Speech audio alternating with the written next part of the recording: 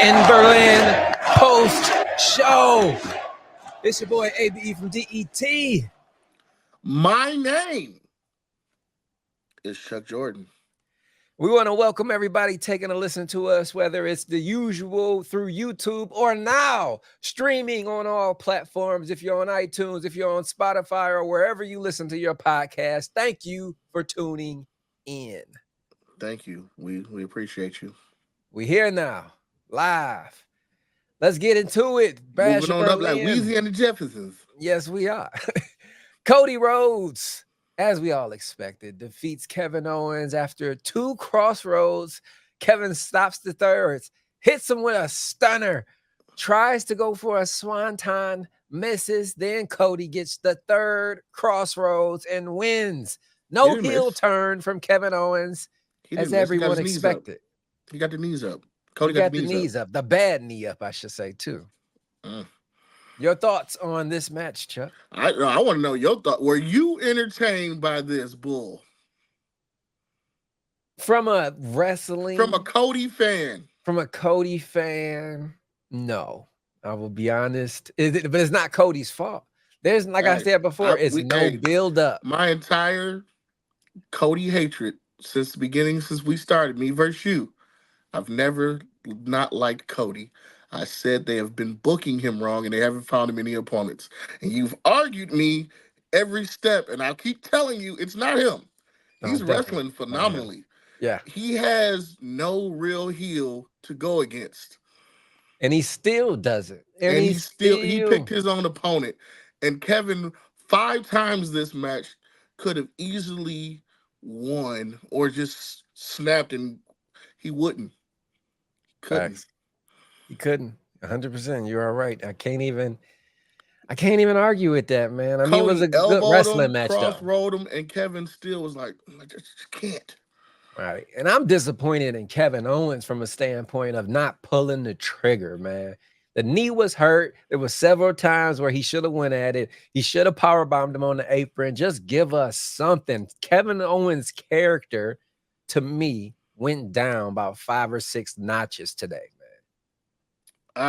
I wanted to wait till after the Randy, but I honestly, after seeing Randy and KO tonight, I want to see him go against the Tongans for the championship belts. Because if they're not going to put no big championships, at least give them the tag team. Yeah, that is true. At least give them the tag team. Because they're still a team. I don't think people realize they are still a team.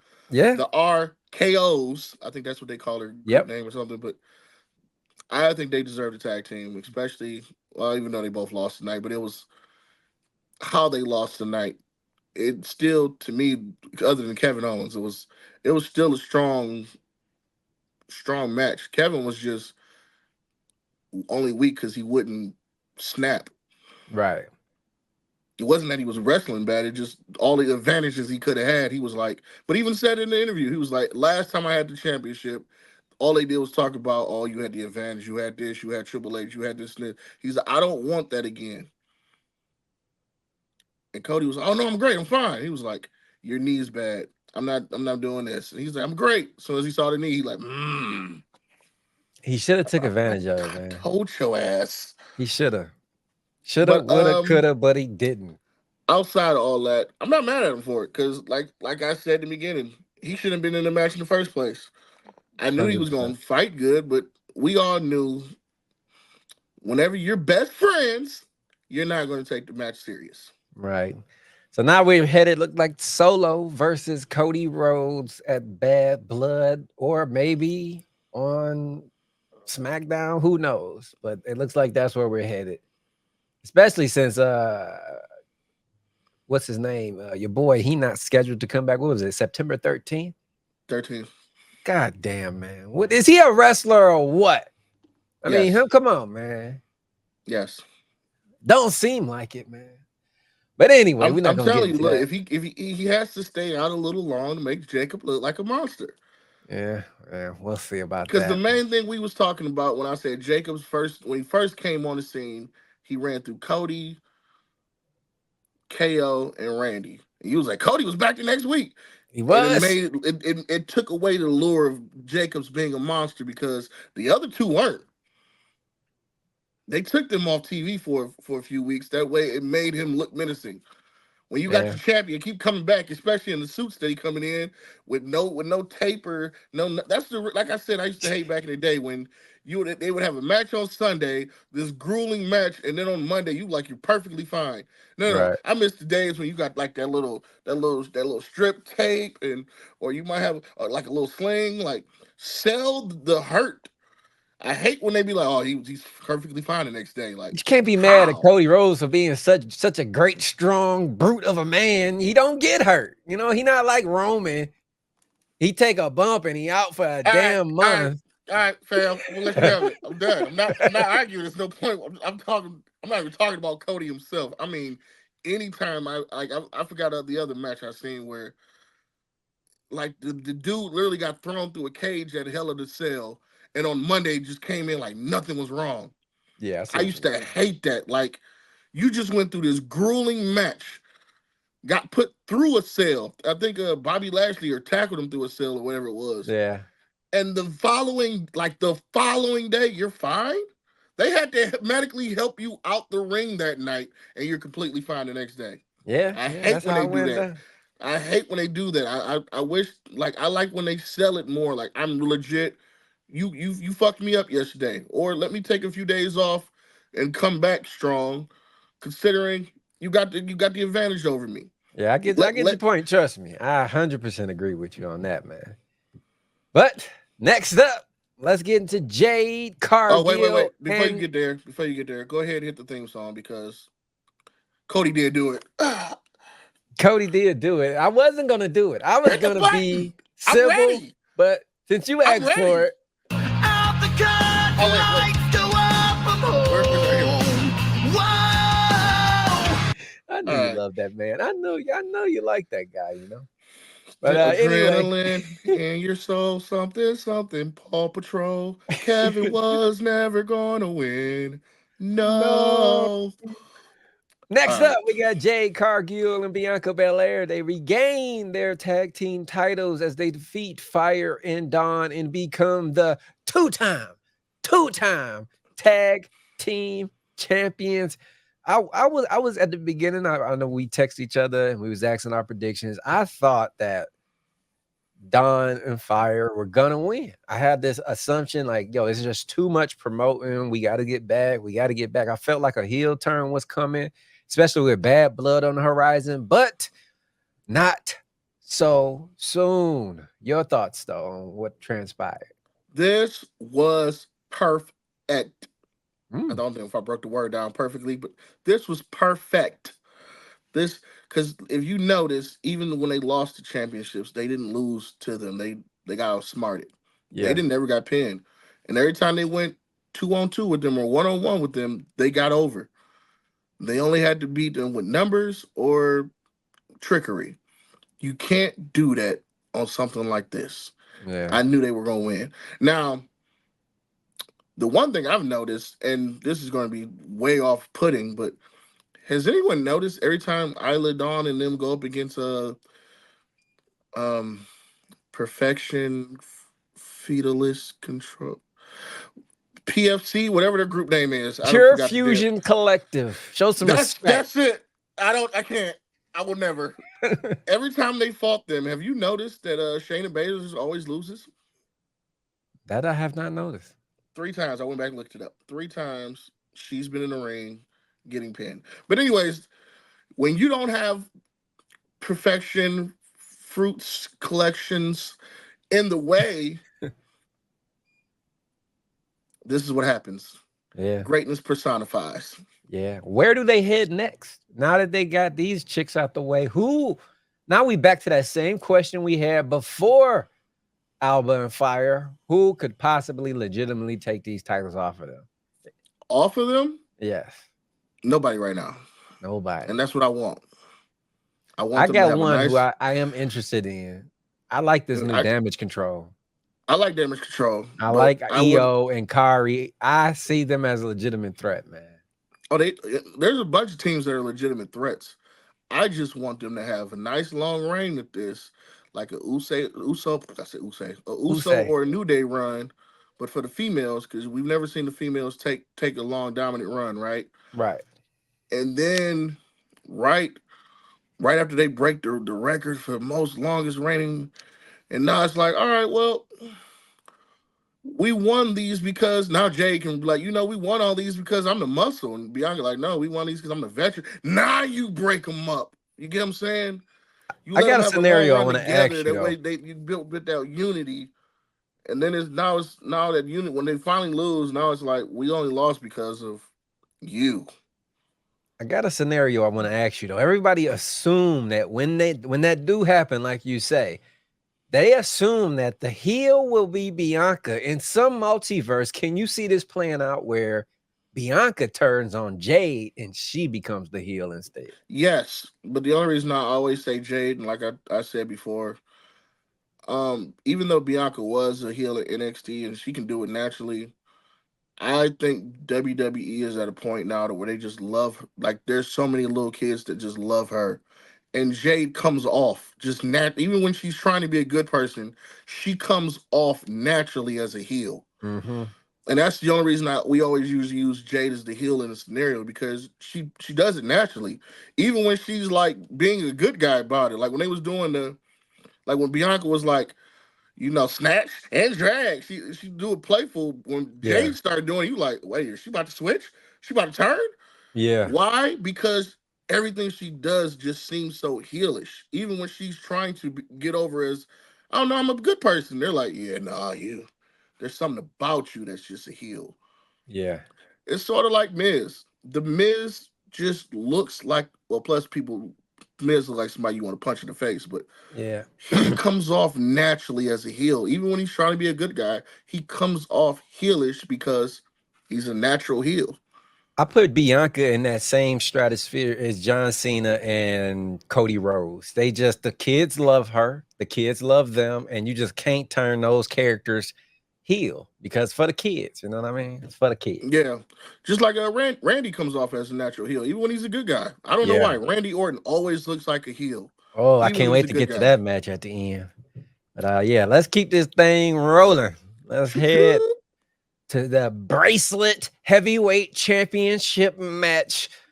CM Punk hits not one, not two, but three GTSs, gets the bracelet back, hits all four corners, and wins the bracelet back in his possession. The most I coveted prize right now in all of professional wrestling.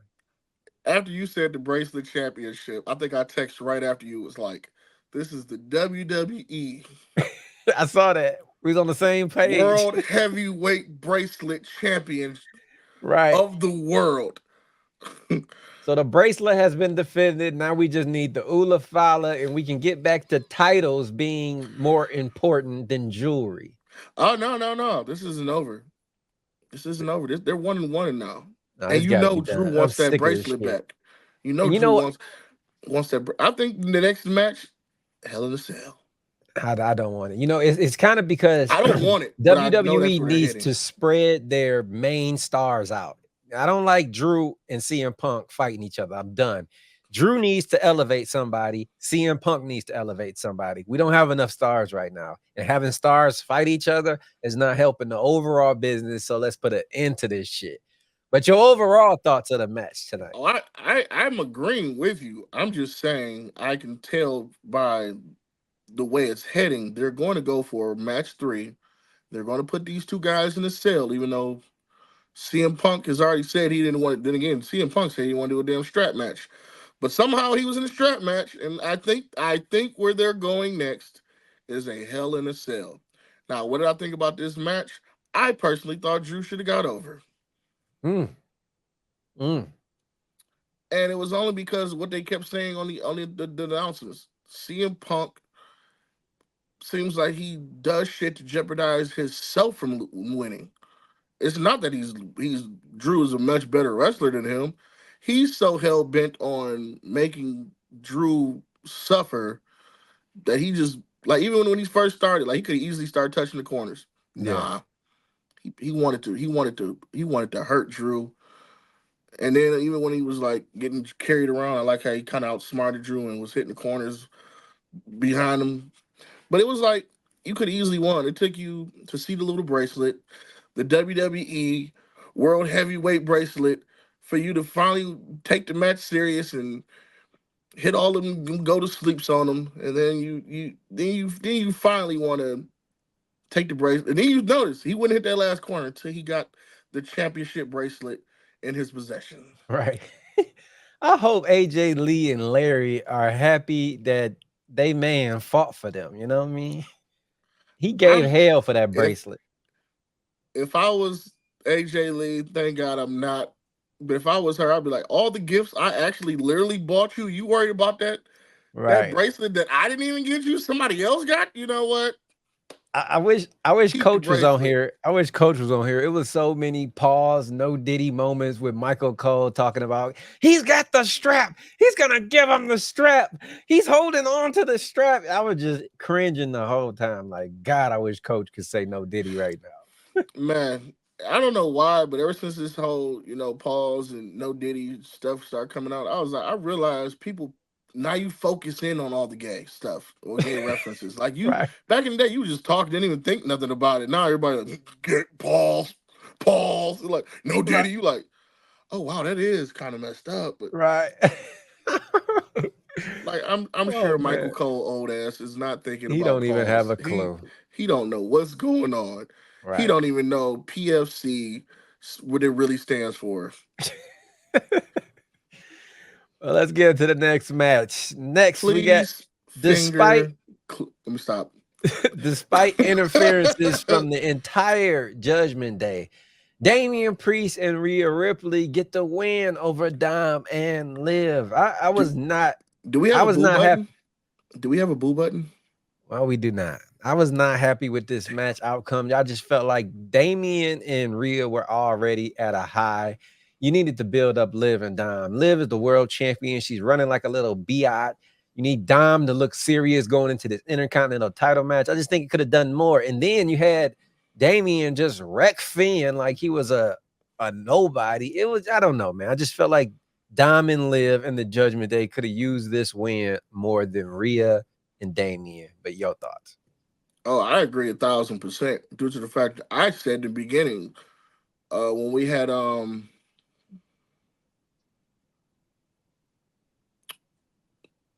Brain damn, freeze. I did. I forgot her name. She's real cool too. In the But when we had her on beginning, the show, Minx.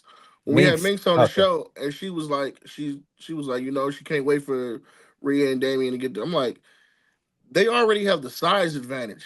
Right, right, Like it took four of them to fight Damien. Like they already made Damien look like a monster, and Rhea has already squashed Liv for years. Back when even like once they stopped being a tag team, like you Liv needed this win. Dom needed this win, and it would have solidified their relationship. Considering they just turned on her last month. right. Speaking of Dom, shout out Dom for his ring gear, the La Parca tribute. That was fire, man. A lot of people didn't catch that, but shout out La Parca, man. One of the greatest luchadors that ever lived in WCW. Shout out. 100%. Any But last this thoughts on this this match? this match did not move me, did not sway me. I was so irritated this whole match. Like even when the interferences, I was like, come on, let the numbers. Usually the numbers is the advantage. How Yeah. was the numbers the disadvantage? It was the disadvantage 100%, man. This is bad storytelling, man. And up until this match before, the only thing that moved me was Jade and Bianca. And I was just happy to see them win. Nothing else like got me off my seat, got me And interested. and then when Rhea pinned her, I don't even think people realize you could have just easily like swatted her down and did what you no, you held on for like a 20 count. Like Yeah, Liv looked super weak. Like she super weak, man. just laying there. You might as well just hand the title to Rhea. If that's what y'all trying to make us believe, just give it to her. What's the point of Liv having it if she's not gonna look like a Matter of champ? fact, WWE, listen up. On Monday, before Rhea can even ignition, before she can even challenge Liv for a title match, if Charlotte is ready to go, have Charlotte come out and challenge her before Ooh, Rhea can even do it. ooh. Why? because now it takes the title picture away from Rhea. Yeah, I'm down for that. I heard Charlotte is pretty much ready, man. So It's I go can't time. wait for the queen to come back and show these bitches how this shit is done, man. It's God go damn. time, Charlotte. Come on. Right. Well, here we are now to the main event. It took Oh shit, we're there everything. already? We Oh yeah, there it was only 5 fucking already. matches. It took everything in this man's body to get it done. But Gunther retains the world title by choking out Randy Orton. Let me make this perfectly clear. Randy did not tap out. He went to sleep like a soldier is supposed to. You don't ask for help. You kill me. Let me down my shield, and I respect that, keeping his character strong. Even though I wanted Randy to win, I'm not mad at this outcome. Not mad at all. Gunther is still the world champion. What is that? 13 now? 13 what? 13 people to kick out the RKO? Oh, I ain't even been keeping track, but it's too many. As a Randy diehard fan, he's on my Mount Rushmore. I believe it was 12 until now. I believe Gunther is now the 13th person to ever kick out the RKO. Shout out Chuck Jordan, the statistic analyst. Yay. No, man. When I saw the first RKO, I was like, oh, it's over. Pack it up. Let's go. New champ. And I was like, and this is great for Cody because now we got a new heel. Yep. And he kicked. And I was like, you piece of shit. But I love the fact that he didn't get pinned and he didn't tap out. He didn't quit. He literally got put to sleep. It was night time. And then I didn't like the left hand shake, but I did like the fact that Gunther showed his respects to Randy, and Randy, kind of gave him the brush, what they call it, the brush off in wrestling. Right. How'd you feel about the intro in the beginning when Ludwig took the mic from Samantha and gave Gunther the introduction? I wanted to smack him because Samantha was looking too good, but at the same time, too damn glistening good with those what's they call them, Swarovski crystals or whatever. Looking amazing. I don't know, but then again, they are from where they're from. Yeah. So I guess that's what they do. And I can't really get mad considering I'm a Paul Heyman guy. Paul does it all the time to everybody. So I couldn't really get mad. Paul can do it. This guy, keep his ass in the back and let Samantha do what she do. Jesus Christ. Like I said, I was mad, but I couldn't be too mad as a Paul Heyman guy because I know Paul does it all the time. But I was like, I just thought it was hilarious. I didn't even hear him give the entrance. Right. I just saw him take the mic, and he's like, oh, and then all I heard was fans just screaming.